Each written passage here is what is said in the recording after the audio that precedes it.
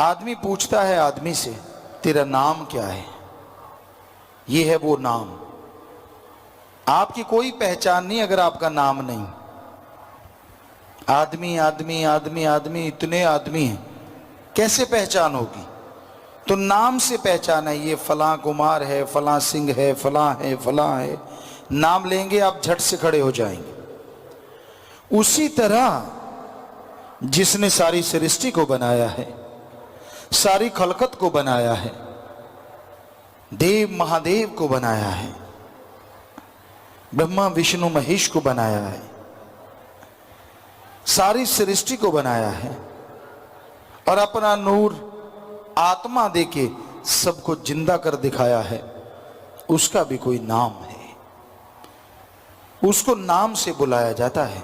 भगवान, गॉड तो सभी को कहा जाता है। जो देव फरिश्ते हैं उनको भगवान कहा जाता है। जैसे आदमी आदमी, वैसे भगवान भगवान बहुत सारे हैं। भगवान कहने से कैसे आएगा कोई? उनकी अलग पहचान है। हर किसी का कोई ना कोई मूल मंत्र है। विष्णु जी है, ब्रह्मा जी है, शिव है, सभी के मूल मंत्र है। तो उसी तरह जिसने सारी सृष्टि को बनाया है, जो मुक्ति का दाता है, सच्चा मोक्ष दे सकता है, यानी जीते जी गम दुख दर्द चिंता परेशानियों से मुक्ति और मरणोपरांत आवागमन जन्म मरण से मुक्ति, ऐसा जो ताकत है उसका भी एक नाम है। वो मूल मंत्र है जो कि सत्संग के बाद पीर फकीर मालिक के हुक्म से दिया करते हैं। वो उसका नाम है। वो आदमी का नाम नहीं, देव फरिश्ते का नाम नहीं। उस नाम से जब उसे पुकारते हैं तो वो चला आता है। सच्चे दिल से, भावना से उसको बुलाएं, क्योंकि बहुत सारे पर्दे हैं। आदमी कहता है कि वो तो कण कण में, जर्रे जर्रे में, सारे धर्मों में लिखा है, उसको आवाज देने की क्या जरूरत है? वो तो हमारे अंदर है, हर जगह है।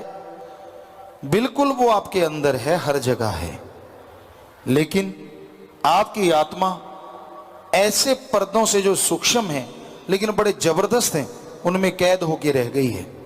काम वासना, क्रोध, लोभ, मोह, अहंकार, मन, माया, ये 7 पर्दे ऐसे जबरदस्त हैं, या यूं कह लें 7 दीवारें हैं जिसमें आत्मा कैद हो गई। भगवान पास बैठा है लेकिन वो पर्दों की वजह से वो नजर नहीं आ रहा। आवाज देते हो, उन पर्दों से बाहर नहीं जाती। तो जब आप गुरु मंत्र, वो नाम ले लेंगे, उसको बाय नेम पुकारेंगे, तो ये पर्दे धीरे धीरे गिरते जाएंगे, टूटते जाएंगे। कई लोग कहते हैं मैं सच्चे दिल से उसका नाम पुकारा, फिर वो बोला क्यों नहीं? ऐसा नहीं।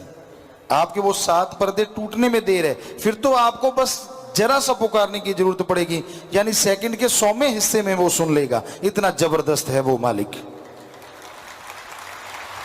पर जिस मक्कड़ जाल में आप कैद हैं, वो 7 के चक्रव्यूह में जो आप फंसे हुए हैं, उनसे निकलने के लिए एक बार उन पर्दों को हटाना होगा, एक बार उन पर्दों को तोड़ना होगा, और वो पर्दे जरूर टूटेंगे, वो पर्दे जरूर खत्म होंगे। पर तभी जब आप मालिक के नाम का सुमरन करेंगे, बार बार उसका नाम पुकारेंगे, तो ये पर्दे टूटते चले जाएंगे। फिर आत्मा और परमात्मा के बीच कोई पर्दा नहीं रहेगा। बेपर्द वो मौला, वो राम, सतगुरु, अल्लाह, वाहिगुरु नजर आएगा। पर जब तक पर्दा नहीं टूटता, सुमरन करना होगा। कैसे टूटेगा, कितनी देर में टूटेगा, ये तो आपकी भावना पे निर्भर है। सर्वोत्तम भावना, बैराग में तरीके से तड़प के पुकारोगे अगर, तो हो सकता है पर्दा कुछ मिनटों में टूट जाए। और अगर सुमरण कर लिया, फिर बुरे कर्म कर लिए, फिर सुमरण कर लिया, फिर ठगी, बेईमानी, भ्रष्टाचार, बुरे कर्म करते रहे, तो पर्दे तो नहीं टूटेंगे, लेकिन आत्मा कुछ हद तक आजाद रहेगी।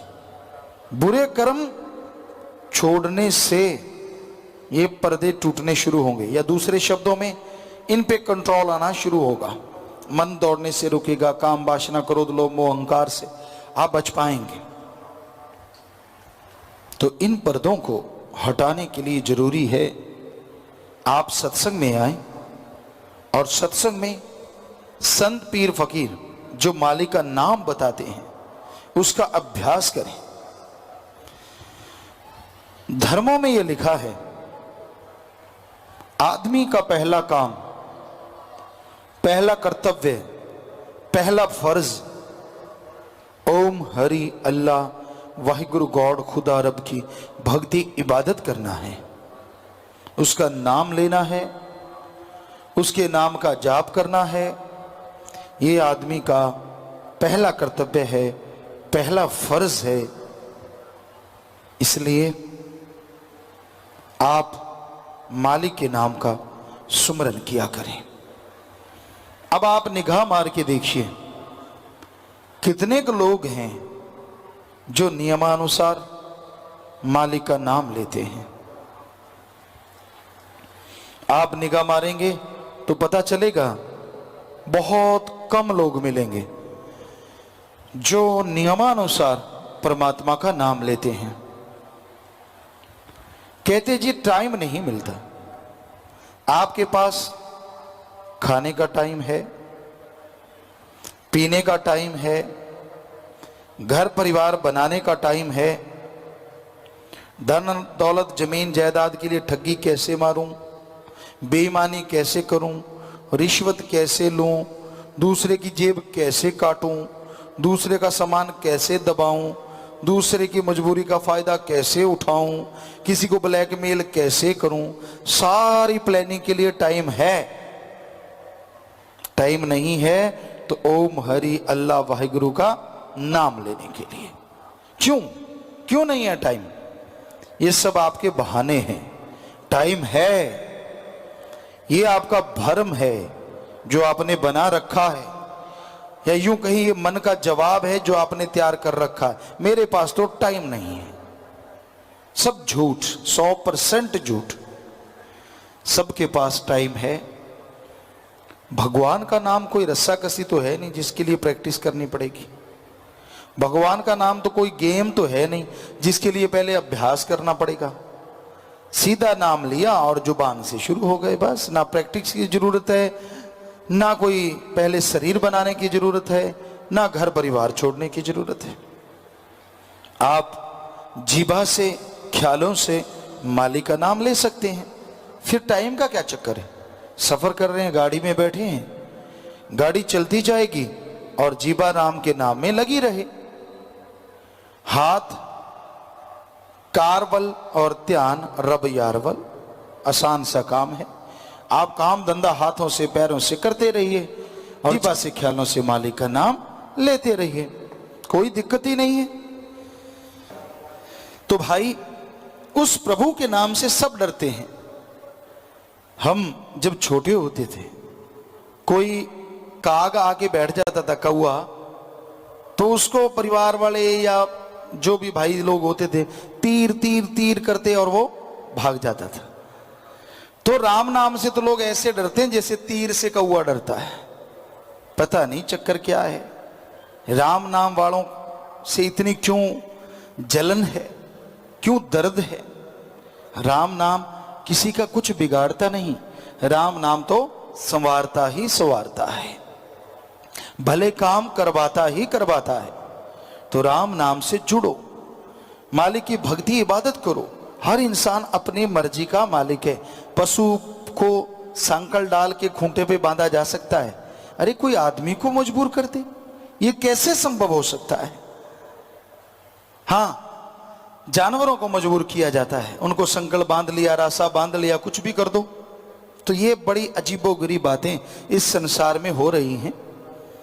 लेकिन मालिक के प्यारों के, वो कहते हैं ना, सोना जब आग में से गुजरता है तो उसकी मैल जलती है, वो नहीं जलता, वो और सुनहरी हो जाता है।